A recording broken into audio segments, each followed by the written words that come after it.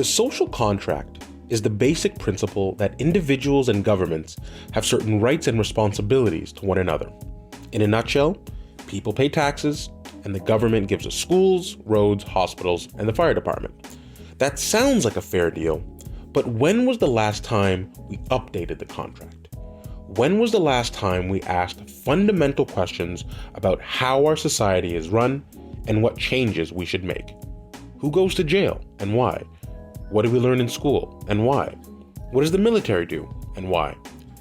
We, or at least I, have a tendency to think about the topic or the scandal of the day and not the underlying issues that create them in the first place. Hopefully, through this conversation, we can attempt to answer some of those fundamental questions and redraw the social contract.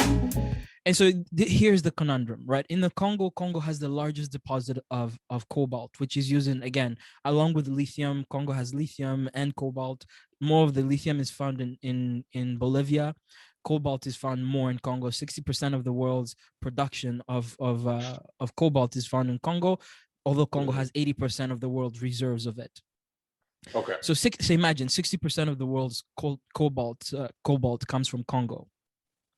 Now, Congo has these little like minerals, and they've created, of course, with a Dodd-Frank law that the Obama administration had passed, but sadly was also sort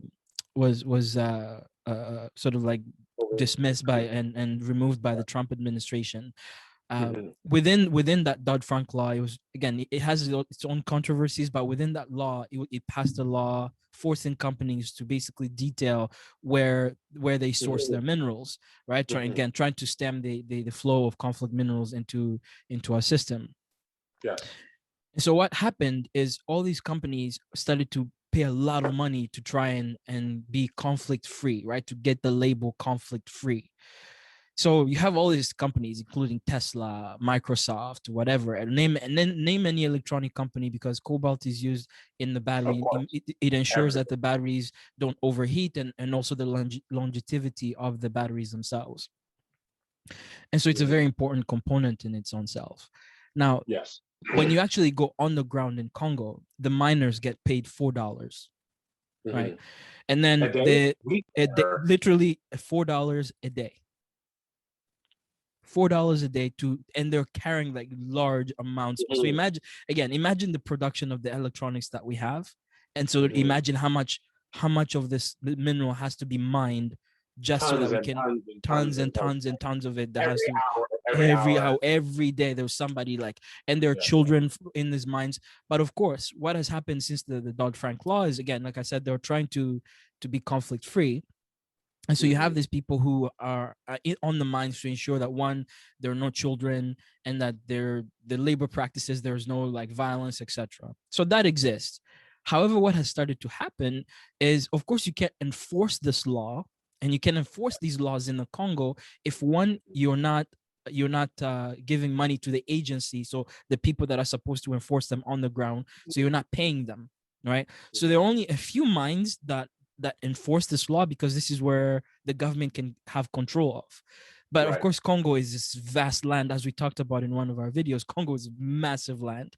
So imagine trying to reinforce laws in this country that is so massive, where people can just go anywhere, start mining. And then what has happened is people start mixing the supplies, so the minerals, into the conflict-free bags. They just tag them. And so you won't know, right? And of course, it begs the question, and this has begged me to ask the question, so should companies, right, that want to be conflict free somehow create an agency on the ground to reinforce these laws? And does that go against sovereignty? But again, why aren't there agencies on the ground in the Congo? One, ensuring that the miners are being paid a fair wage, that the laws that the country has are being reinforced, whether it's just the Congolese government itself, or they have their own private companies to ensure that their products are actually conflict free. Right. And the last point I was going to say about, again, and the other part too, to the challenge. So I'm just detailing the challenges of making conflict-free minerals in general, and sort of the absurdity of mentioning conflict-free, but where what has happened is that, again, we have companies who want to make, again, the economic system, they don't want to spend money trying to ensure that they're conflict free, because it's a lot of money to do so. So Of what they're course. doing is they're skirting around the system by saying, oh well, the country has said it's conflict free, but actually they're not being reinforced on the ground, because one, the miners are not being paid well, the government itself is not being compensated for the amount of minerals that are being taken out of the country. So Mhm. you're shafting the country, you're shafting the Congolese workers, and then when the country wants to reinforce something, they fire those people, because again, they're going against the profit motives of the bigger companies. Or, and if the country's, Congo does want to reinforce it heavily, these minerals get smuggled out of the country into countries like Rwanda, Mhm. into Mhm. Kenya, into on the Mombasa port in the east of Africa. So all these things. So this is how companies are skirting around these minerals, Right. this idea of conflict-free minerals, and all of it is because they want to, again, reduce cost and make more profit. And at that Mhm. profit, what challenges me is like, so that profit never goes back to the Congolese people. And so Of course. again, the question that I guess that as I was thinking about this whole thing, was asking myself, how do you reinforce laws when Mhm. companies themselves don't want to, because they want to make more money? Yes.